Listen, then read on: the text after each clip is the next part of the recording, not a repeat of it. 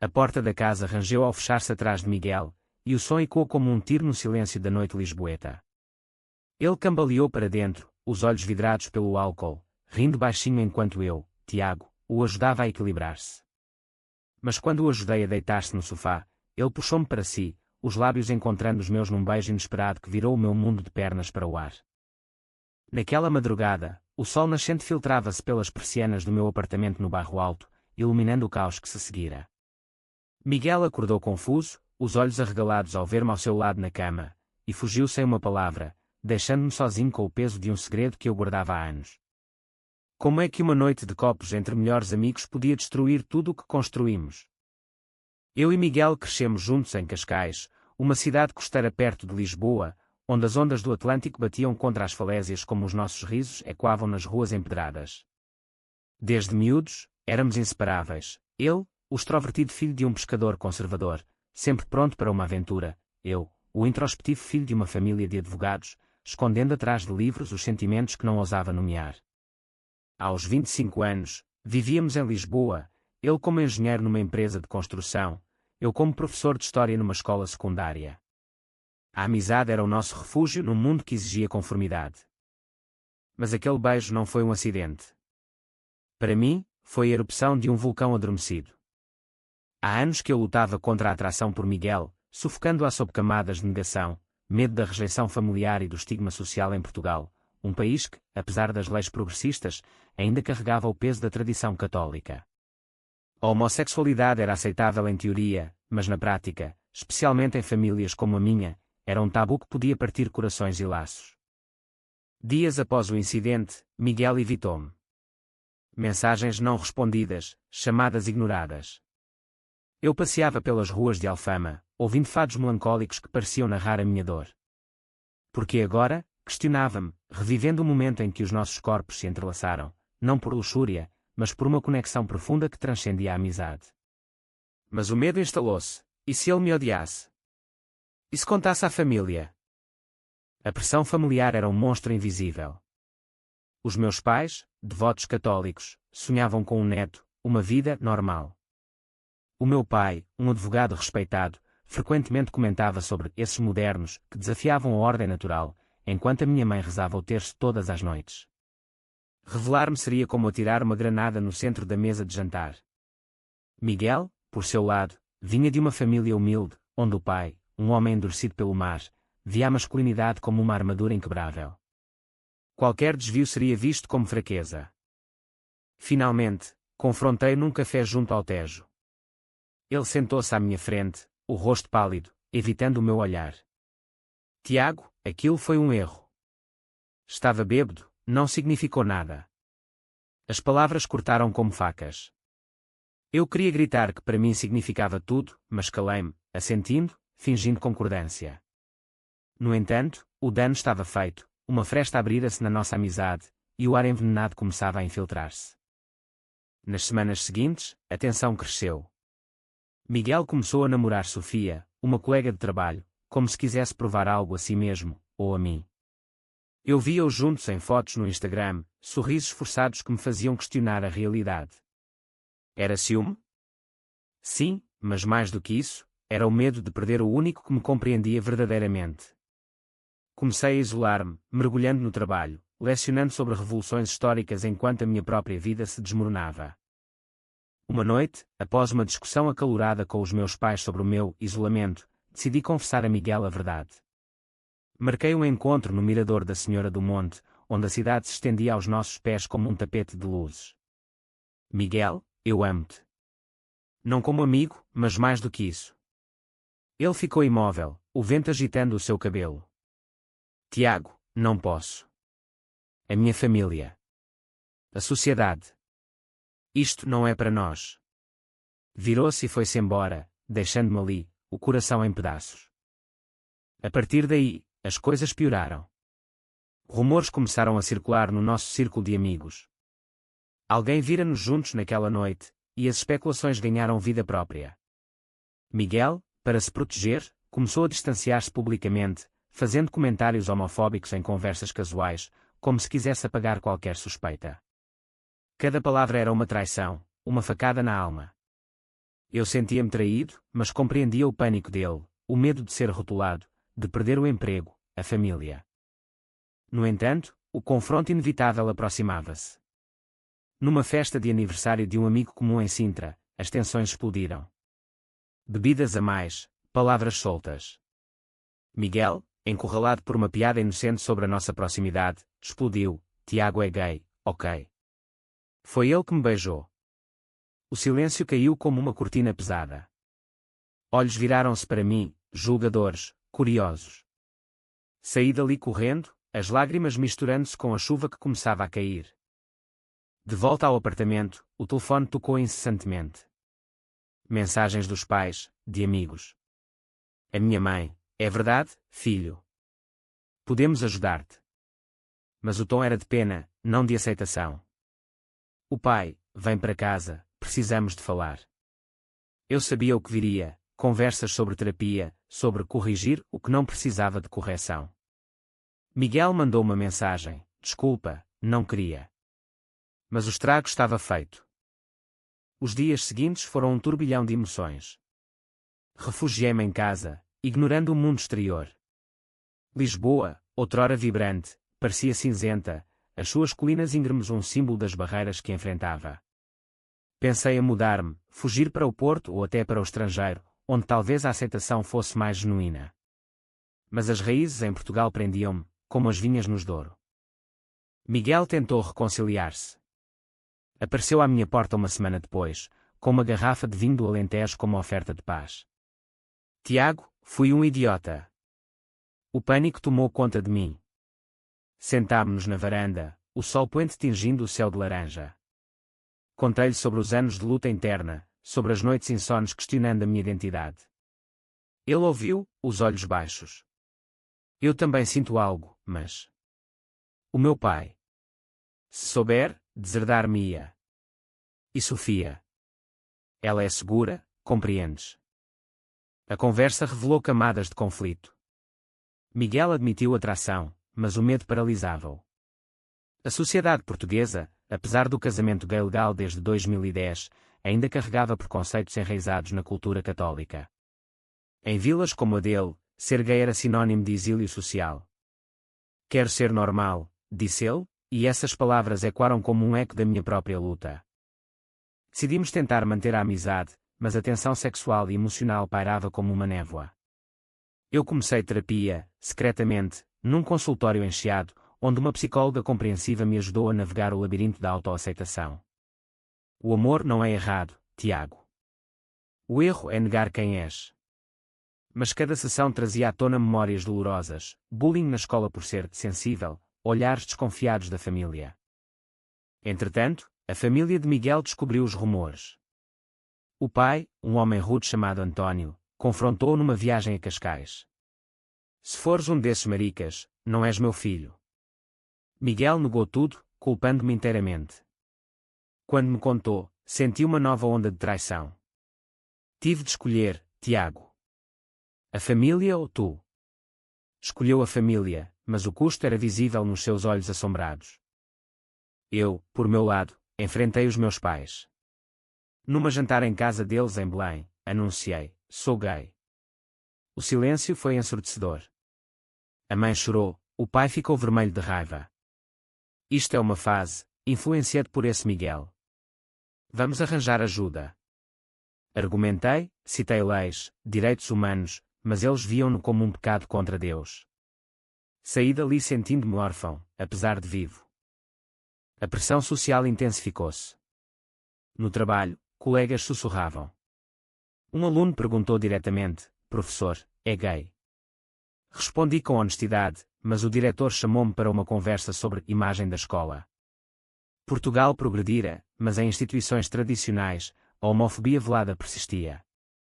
Senti-me como um náufrago, lutando contra correntes invisíveis. Miguel e Sofia anunciaram noivado. Foi um golpe. Convidados para a festa em Estoril, declinei, mas ele insistiu. Preciso de ti lá, como amigo. Fui, mas ver-os dançar foi tortura. Bebi demais, confrontei no jardim. Estás a casar por medo, Miguel. Estás a trair-te a ti mesmo. Ele rebateu: e tu? Vives na sombra. Pelo menos eu tento ser feliz. As palavras feriram, mas havia verdade nelas. Naquela noite, algo quebrou. Decidi sair do armário publicamente. Escrevi um post no Facebook, partilhando a minha história.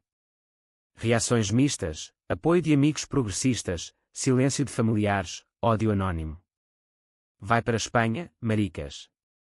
Mas também mensagens de encorajamento de estranhos. Miguel leu o post e ligou-me furioso. Por que expor-nos? Agora todos sabem.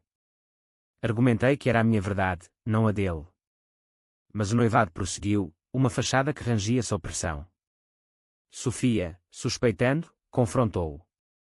Ele confessou o beijo, mas negou sentimentos profundos. Ela terminou tudo, deixando-o devastado. Agora, sozinho, Miguel procurou-me. Perdi tudo por causa disto. Culpei-o pela cobardia, mas abracei-o, o amor persistindo apesar da dor. Decidimos dar um passo atrás, refletir. Mas o destino tinha outros planos. Os meses seguintes foram de reconstrução lenta. Eu juntei-me a um grupo de apoio LGBT em Lisboa, no Centro Arco-Íris, onde histórias semelhantes ecoavam as minhas. Conheci outros homens que enfrentaram rejeição familiar, perda de empregos, mas emergiram mais fortes. Inspirado, comecei a advogar por direitos, participando em marchas do orgulho. A primeira vez no Príncipe Real foi libertadora, bandeiras arco-íris, música, aceitação. Mas no fundo, sentia falta de Miguel. Ele, por seu lado, mergulhou no trabalho, evitando contato. O pai, sabendo do rompimento com Sofia, pressionava por reconciliação. Casa-te, homem. Dá-me netos. Miguel fingia interesse em outras mulheres, mas as noites eram de insônias, questionando a sua sexualidade. Leu livros, viu documentários sobre a identidade que era em Portugal, desde os tempos da ditadura Salazar até à atualidade. Um encontro casual no mercado da Ribeira mudou tudo. Cruzámo-nos entre bancas de queijos e vinhos. Tiago. Começámos a falar, cautelosos. Ele admitiu: penso em ti todos os dias. Marcámos um jantar num restaurante em Alfama, onde fados tristes acompanhavam a nossa conversa. Quero tentar, mas devagar. Sem pressões. Começámos uma relação secreta, encontros furtivos em parques, beijos roubados em ruas escuras. Era excitante, mas exaustivo. O medo de serem vistos consumia-nos. Miguel lutava com culpa católica, rezando por perdão. Eu incentivava-o: Deus ama-nos como somos. Mas dúvidas persistiam. A família dele descobriu. Uma prima viu-nos juntos e contou ao pai. António explodiu, deserdando Miguel. Sai de casa, aberração. Miguel veio para o meu apartamento, bagagens na mão, olhos vermelhos. Perdi a minha família por ti. Abracei-o, mas o ressentimento crescia. Ele culpava-me indiretamente, eu culpava a sociedade. Vivemos juntos, mas as discussões eram frequentes.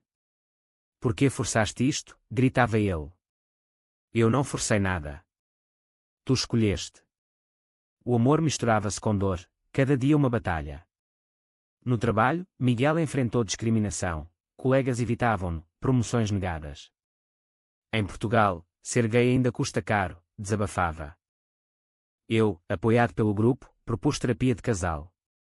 Num consultório em Baixa, explorámos traumas. A terapeuta questionava: o que sacrificam pelo amor? Miguel admitia medo de compromisso, eu admitia possessividade. Progresso lento, mas real. No entanto, uma traição surgiu. Pressionado pelo pai, Miguel encontrou-se secretamente com Sofia, fingindo reconciliação para reconquistar a família. Descobri mensagens no telemóvel. Confrontado, chorou: foi um erro, queria paz. Senti-me destruído, a confiança abalada. Escolhe, eles ou eu. Ele escolheu-me, cortando laços com o pai. Mas o custo foi alto: depressão, isolamento. Eu apoiava-o, mas o meu próprio fardo pesava. Os pais meus, vendo-nos juntos, tentaram intervir. Isso é contra a natureza, Tiago. Pensa na tua alma. Desliguei o telefone, mas as palavras ecoavam. A tensão culminou numa viagem ao Algarve, para escapar. Praias douradas, mas discussões ensombravam. Vale a pena? Perguntou Miguel. Sim, porque te amo. Mas dúvidas pairavam. De volta, uma oportunidade surgiu, um emprego para Miguel no Porto, longe de tudo. Vamos começar de novo. Aceitei, embalando caixas. Mas no dia da mudança, o pai dele apareceu, suplicando reconciliação. Filho, volta. Podemos esquecer. Miguel hesitou, olhando para mim. A hesitação de Miguel foi um soco no estômago. Ali, na porta do apartamento, com caixas espalhadas, o pai dele estendia a mão como um ramo de oliveira envenenado. Miguel, pensa na tua mãe. Ela chora todas as noites. Eu observava, o coração acelerado, sabendo que este momento definia tudo. Vai com ele se quiseres, disse eu, voz tremendo. Mas no fundo, suplicava que ficasse. Ele ficou. Pai, amo o Tiago. Aceita ou perde-me? António virou-se, murmurando maldições, deixando um vazio. Miguel chorou nos meus braços, o alívio misturado com grief. Mudámo-nos para o Porto, uma cidade de pontes e rios, simbolizando transições. O novo apartamento no Ribeiro oferecia vistas do Douro, um recomeço. Mas a adaptação foi dura. No Porto, mais conservador que Lisboa, olhares julgadores seguiam-nos. No emprego de Miguel, numa firma de engenharia, boatos circularam. Um colega confrontou-o, és bufo. Mantém distância. Ele aguentou, mas o stress acumulava. Eu lecionei numa escola local, enfrentando pais que questionavam a minha influência nos alunos. Juntámo-nos à comunidade LGBT no Porto, participando em eventos na Invicta. Ali, encontramos aliados, histórias de resiliência. Um casal mais velho partilhou, sobrevivemos à ditadura, vocês sobreviverão à ignorância. Inspirados, planeámos casar, um ato de defiança. Mas o passado assombrava. A mãe de Miguel ligou, suplicando visita. Teu pai está doente. Vem sozinho. Ele foi, deixando-me ansioso. Em Cascais, o reencontro foi tenso. O pai, enfraquecido por um enfarte, murmurou, perdoo-te, mas esquece esse estilo de vida. Miguel rebateu, é quem sou. Voltou determinado, mas abalado. Eu enfrentei os meus demónios. Um aluno meu, confuso sobre a sua sexualidade, procurou conselho. Professor, como lida com o ódio? Respondi, com verdade e amor. Mas internamente, duvidava. A pressão social em Portugal, apesar de progressos, ainda marginalizava. Notícias de ataques homofóbicos em Braga lembravam a vulnerabilidade. A relação azedou novamente. Miguel, estressado, começou a beber mais. Discussões sobre lealdade, traíste-me com Sofia. Ele contra-argumentava, tu expuseste-nos. O amor tornava-se tóxico, cada dia uma escolha entre ficar ou fugir.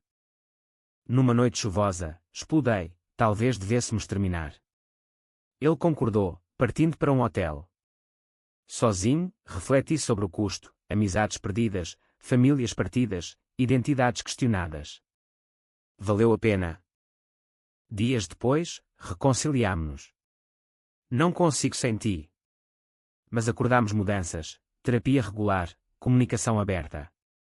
Planeámos o casamento em Sintra, um palácio de contos de fadas para o nosso conto real. Convites enviados, reações variadas. Os meus pais recusaram, não podemos apoiar pecado. A mãe de Miguel veio sozinha, lágrimas nos olhos. Amo-te, filho. O pai ficou ausente. O dia chegou, chuva fina abençoando os jardins. Jurámos amor eterno perante amigos. Mas no banquete, uma chamada, o pai de Miguel hospitalizado novamente. Corremos para Cascais. No hospital, António, fraco, estendeu a mão. Viu o casamento online. Talvez esteja errado. Lágrimas fluíram, um vislumbre de aceitação. Mas a tragédia espreitava. No regresso, um acidente de carro, um condutor bêbado colidiu conosco. Acordei no hospital, Miguel ao lado, ferido mas vivo. Sobrevivemos, sussurrou. A recuperação foi lenta, física e emocional. O acidente deixou Miguel com uma perna partida, eu com contusões. No hospital de Lisboa, para onde fomos transferidos, refletimos sobre a fragilidade. Quase perdemos tudo, disse ele. O pai visitou, um milagre, filhos, cuidem-se. A aceitação veio do medo da perda. De volta ao Porto, fortalecidos, advogamos mais. Participei em painéis sobre direitos LGBT, Miguel juntou-se. Histórias nossas inspiravam outros. Mas desafios persistiam, discriminação no trabalho levou Miguel a processar a empresa, um caso mediático. Jornais como o Público cobriram, casal gay luta por justiça. A vitória veio, compensação e demissões. Mas o escrutínio público expôs-nos ao ódio online. Ameaças anónimas, vandalismo no carro. Portugal não é tão progressista, desabafava eu. A família reconstruiu-se devagar. Os meus pais, influenciados pela mãe de Miguel, aproximaram-se. Um jantar tenso em Belém, tentaremos entender. Passos pequenos, mas significativos. Miguel propôs a adoção. Quero uma família nossa. Investigamos, mas burocracia e preconceitos complicavam. Uma agência questionou, 2 homens. Pensem nas crianças. Lutamos, mas o processo testou-nos. Entretanto, um velho amigo reapareceu, João, do nosso círculo, secretamente gay. Confessou atração por Miguel, criando ciúmes. Ele flerta contigo. Acusações voaram, confiança abalada novamente. João manipulou, espalhando rumores para separar-nos. Descobrimos, confrontámo-lo. Inveja, puro. Expulsámo-lo das nossas vidas, mas o dano reforçou a nossa união. Alta tensão veio com eleições, um partido conservador ganhou tração, prometendo rever leis LGBT. Marchamos em protesto, vozes unidas. Miguel discursou, amor não é política. Aplausos, mas medo crescia. Pessoalmente, Miguel lutou com depressão pós-acidente. Terapia ajudou, mas noites de pesadelos. Apoiei-o, mas esgotei-me. Preciso de espaço, disse eu. Uma separação temporária, ele em Cascais, eu no Porto. Distância clarificou. Cartas trocadas, amor reafirmado. Reunião em Lisboa, beijos apaixonados. Nunca mais nos separamos. Adotámos uma criança, após batalhas legais. Pedro, 5 anos, órfão. A família cresceu, desafios novos, explicar aos avós, lidar com bullying na escola. A vida estabilizou, mas reflexões profundas. Pagámos caro, disse Miguel. Mas ganhámos liberdade. Anos passaram, Pedro cresceu num lar de amor. Aos 10, perguntou, por que 2 pais? Explicámos com honestidade, ensinando tolerância. Escola no Porto, progressista, ajudou. Mas sombras persistiam. O pai de Miguel faleceu, deixando arrependimentos. No funeral em Cascais, eulogia, aprendi tarde a aceitar. Lágrimas misturadas com alívio. Os meus pais, idosos, reconciliaram-se plenamente. Orgulhosos de vós. Jantares familiares tornaram-se normais. Miguel e eu, aos 35, refletimos sobre a jornada. De um beijo bêbado a uma vida partilhada, passando por traições, perdas, vitórias. Valeu cada lágrima, dissemos. Participámos em documentários sobre LGBT em Portugal, inspirando gerações.